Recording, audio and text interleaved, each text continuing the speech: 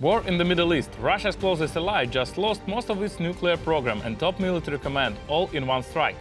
Russia's war losses in Ukraine have reached 1 million. How many more of his people is Putin willing to sacrifice just to stay in power?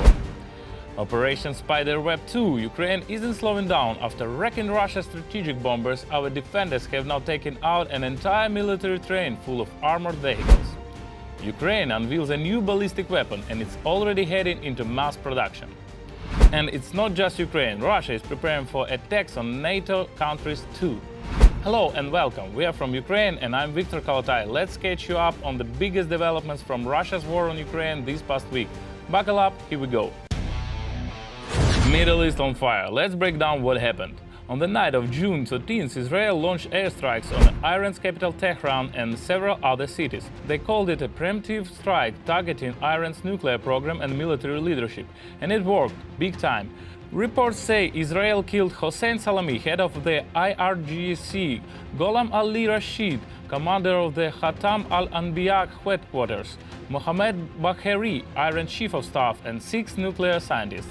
Iran's military spokesperson, Brigadier General Sekharchi, threatened revenge not just against Israel but also the US, despite Washington claiming it had nothing to do with the strikes. That same evening, Iran launched about 150 ballistic missiles towards Israel. Then came round 2, another barrage overnight. Explosions rocked cities including Tel Aviv and Jerusalem. One missile even hit a high-rise in downtown Tel Aviv. So much for diplomacy. Iran, the same country supplying Russia with those lovely Shahed drones, clearly isn't backing down. Israel, backed by the US, at least defensively, decided enough was enough and hit back.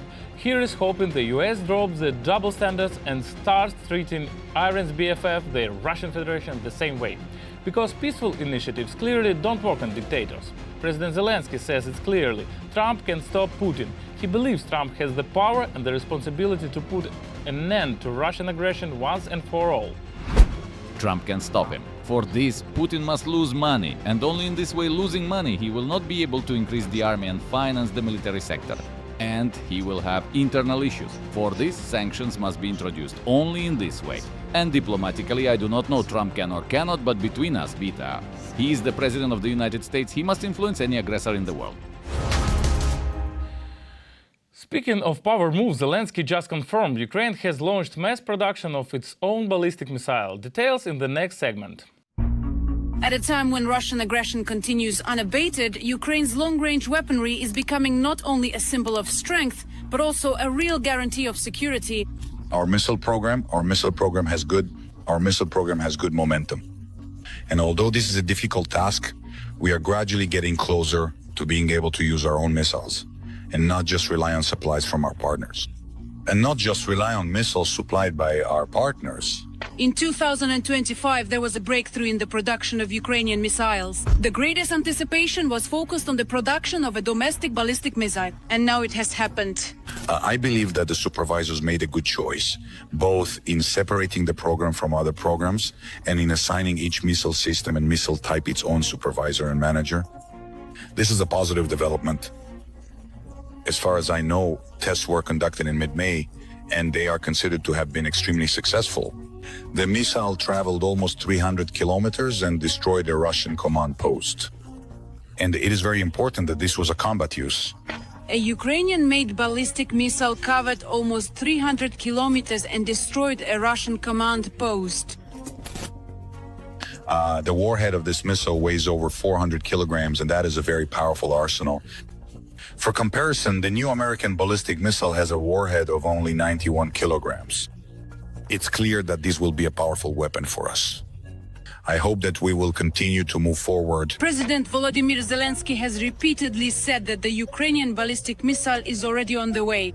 I have instructed that separate funding be allocated to our Ukrainian ballistic program for faster missile production. One of the versions currently circulating claims that the Ukrainian armed forces have already been attacking enemy targets with ballistic missiles for a year. After all, many experts and analysts have, from time to time, been unable to identify the weapon used to destroy enemy targets. The first time successful results were announced was by the president, I believe, sometime in July or August of last year. And since then, there have been several instances when strikes on Russia were carried out. There is a suggestion that Ukrainian ballistic missiles were involved in these strikes on Russia. A domestically produced ballistic missile is truly a breakthrough for the Ukrainian defense industrial complex. Ukraine had been working on such projects even before the war began, and some of these projects were already at the stage of being almost ready, that is, at the prototype level, ready to be adopted into service. Since Ukraine needed to develop its own missile program, in this missile program, which essentially happened in 2023, all the projects that were in a more or less prepared, finished state were revived. And they were used to begin the development of Ukraine's own ballistic missile. Some speculated that this referred to the Ukrainian ballistic missile of the Sapsan complex, which the president of Ukraine mentioned last year. Nowhere is it stated what kind of missile this is, what it will be called, or its specifications. In fact, it's more likely that the internal components have been modernized, rather than the appearance internals, rather than the exterior. And now all the necessary organization and management structures have been established to actively move this project forward. After successful testing, the Ukrainian ballistic missile and tactical complex is expected to go into mass production. The optimal option would be a missile with a range of up to 712, around 700 kilometers, and a warhead equipped with a good guidance system, ensuring high accuracy in the payload of at least 200 kilograms.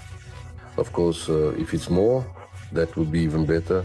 This would allow us to deliver serious strikes against the entire military-industrial complex of the enemy. A missile with a range of 300 kilometers and a 400-kilogram warhead, as stated in the specifications for this missile, will allow us to destroy targets at the operational tactical depths.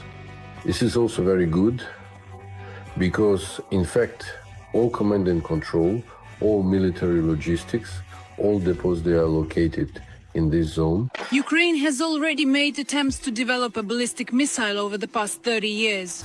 At that time, domestic capabilities were limited by the Intermediate Range Nuclear Forces Treaty. Everyone remembers that when Oreshnik appeared, we learned about the existence of the Intermediate Range Nuclear Forces Treaty. What was it about?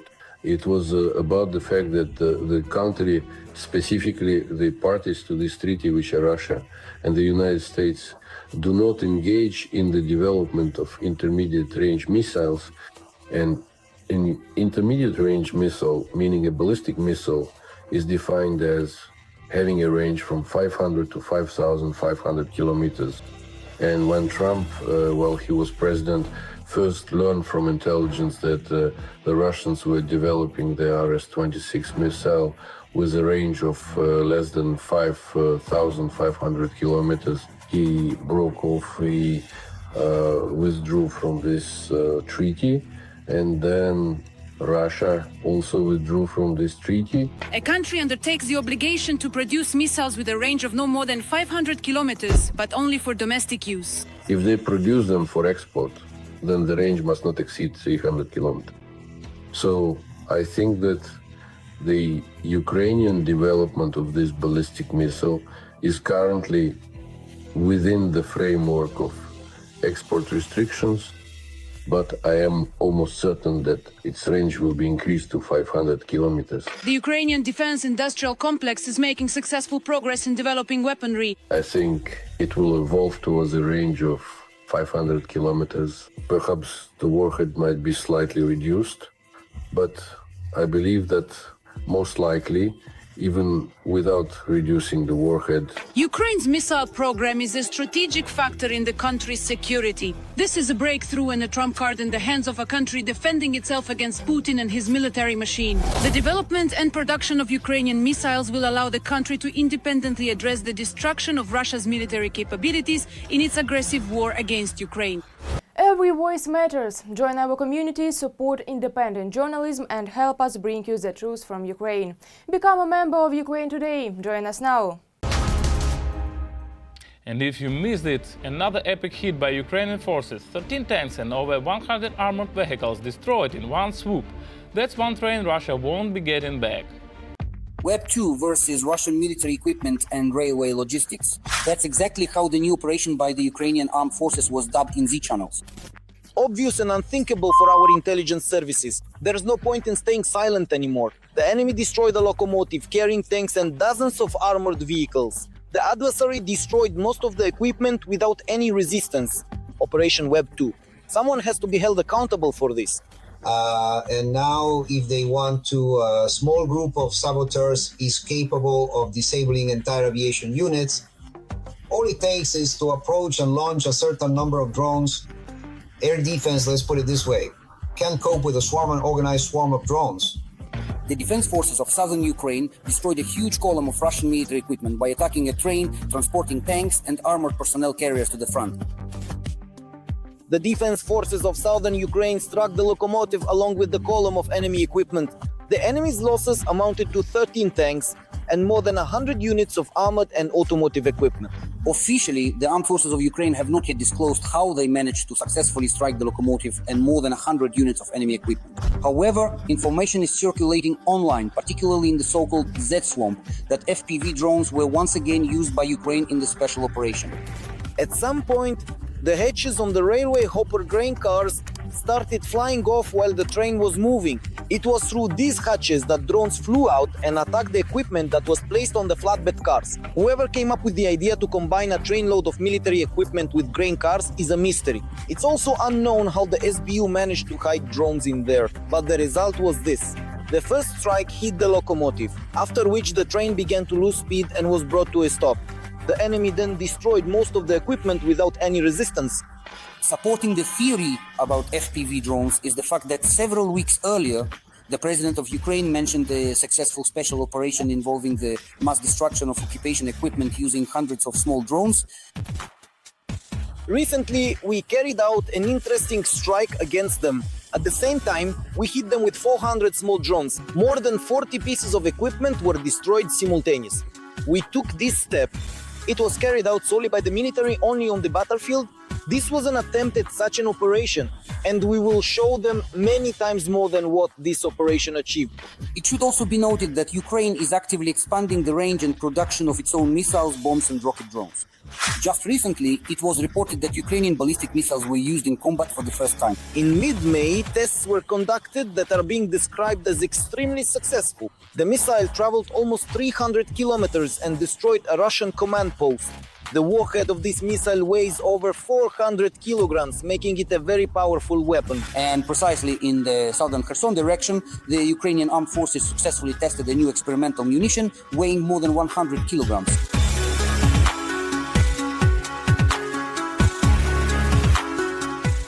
No matter what was used to deliver this strike, one thing is clear. In response to the occupiers' plans to continue their offensive, destroy cities and seize new Ukrainian territories, Ukraine is intensifying its strikes on Russian rear positions and logistics. Military airfields, bridges, factories, ammunition depots and railway lines are being destroyed with unprecedented intensity and effectiveness. The Ukrainian intelligence community is reducing the enemy's ability to redeploy personnel, deliver ammunition, evacuate the wounded, and as a result is decreasing the intensity of the Russian troops' advance. Blocking logistics makes it possible to A.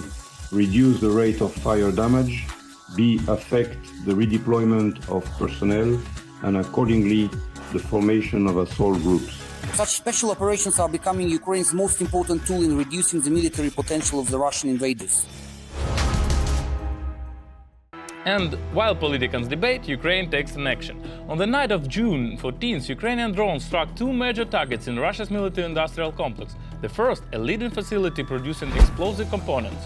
Massive blasts and fires were confirmed in the industrial zone. The second target, the Nevinnomysk chemical plant in Russia's Stavropol region. This facility is a key supplier of explosive ammunition and rocket fuel. And yes, it's been directly supporting Russia's war on Ukraine. That's what we call cutting off the fuel to the fire. Guys, there's nitrogen burning over there, and you could hear gunfire. You can hear shots being fired. And right now it's really scary. How can I put this? You can hear the sounds of gunfire over there. And that's nitrogen.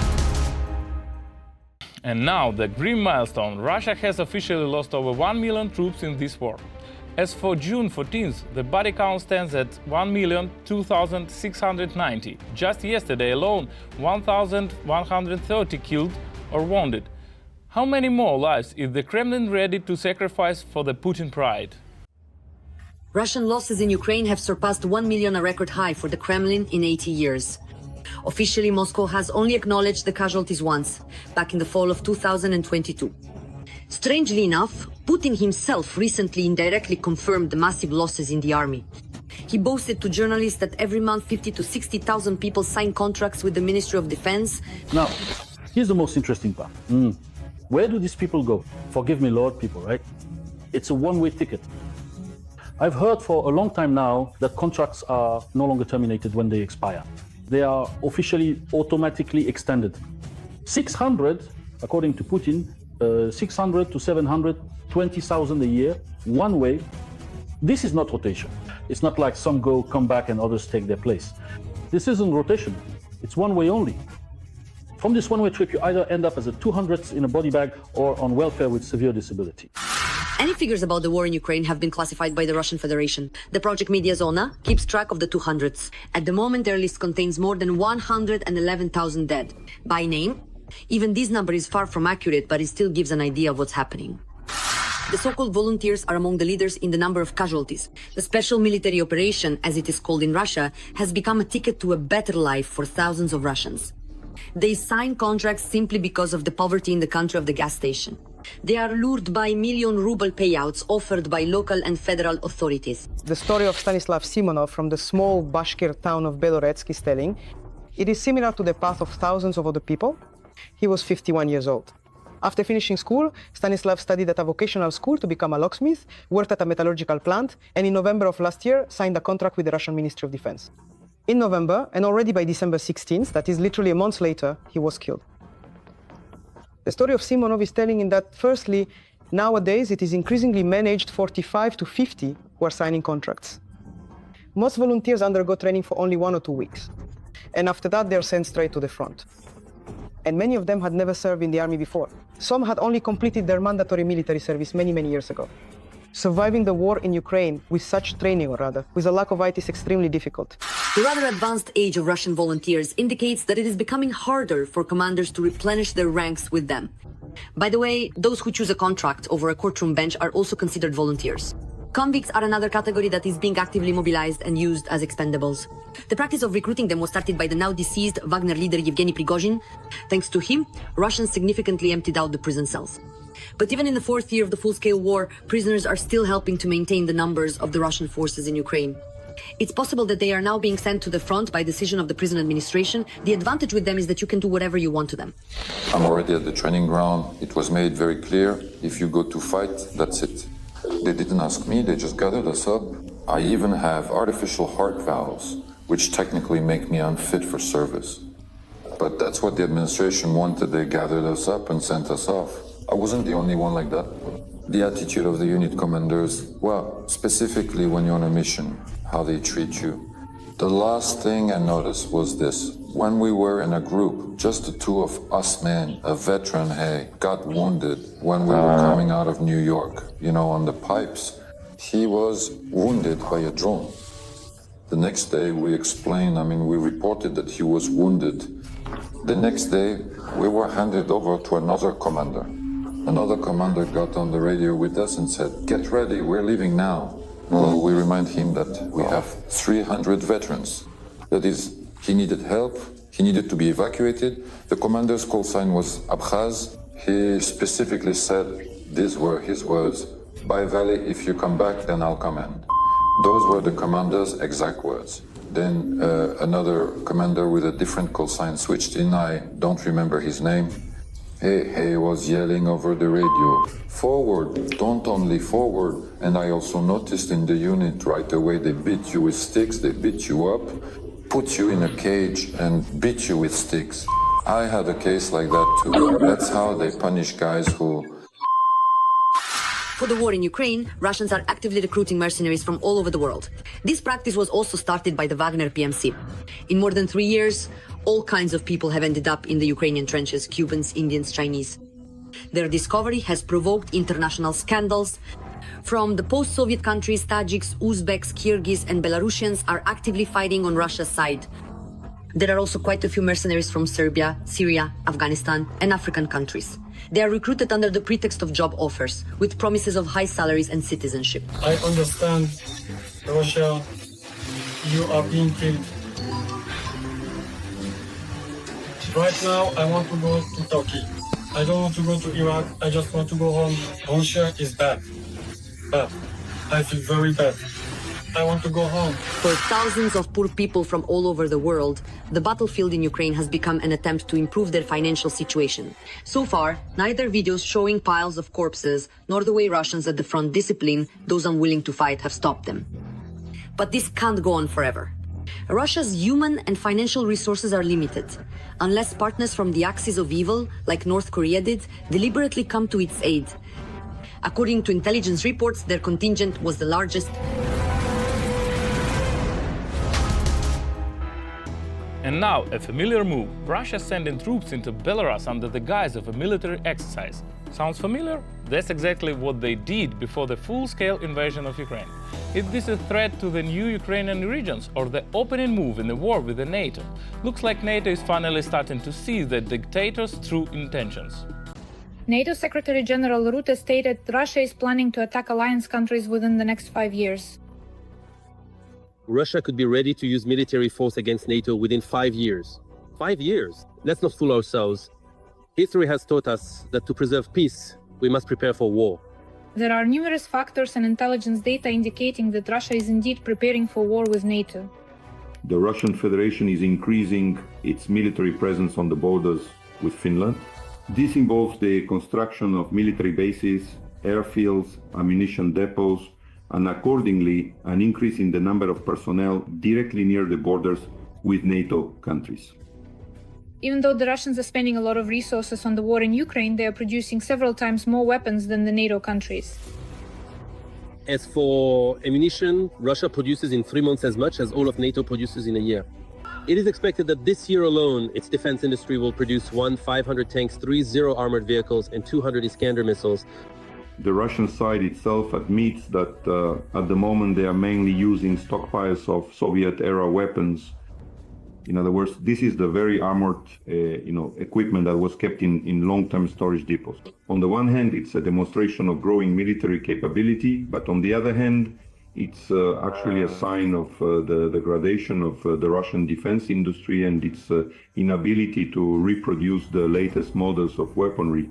NATO is also concerned about Russian drone and missile strikes, following the example of what has happened in Ukraine. We need to strengthen our air and missile defense by 400%. All of us are now on the eastern flank. The new generation of Russian missiles travels at speeds many times faster than the speed of sound. The distance between European capitals is just a matter of minutes. In addition, according to the expert, if there is an attack, the Russians, as always, will rely on sheer numbers. Apparently, the Russian Federation will focus primarily on tactics from the Second World War. This means an advantage in manpower.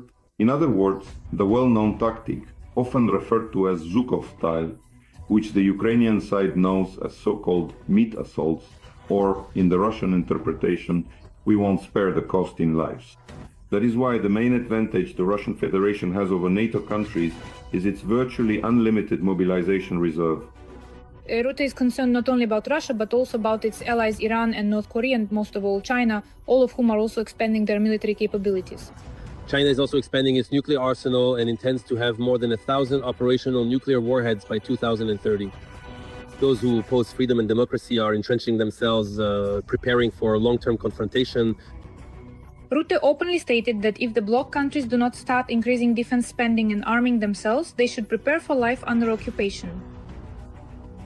If you don't agree to spend 5%, you might still have a healthcare system, a pension system, and so on, but you will have to learn to speak Russian.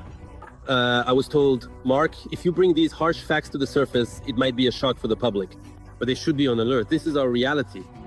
European states understand perfectly well. If Ukraine cannot withstand Russian attacks, the next target of the Russian occupiers will be NATO countries themselves, primarily Poland and the Baltic states. Moreover, the possibility of a direct armed intervention against Finland and Sweden is also being considered. It seems that Europe has finally woken up, and European leaders have realized that it is impossible to negotiate with the aggressor. If they do not want to end up under Russian occupation, they will have to defend themselves. That's all for today. Thanks for watching and standing with Ukraine. We read your comments and we feel your support. Strength to our defenders. Glory to Ukraine. Don't forget to like, subscribe and share. See you next time. Every voice matters. Join our community, support independent journalism and help us bring you the truth from Ukraine. Become a member of Ukraine Today. Join us now.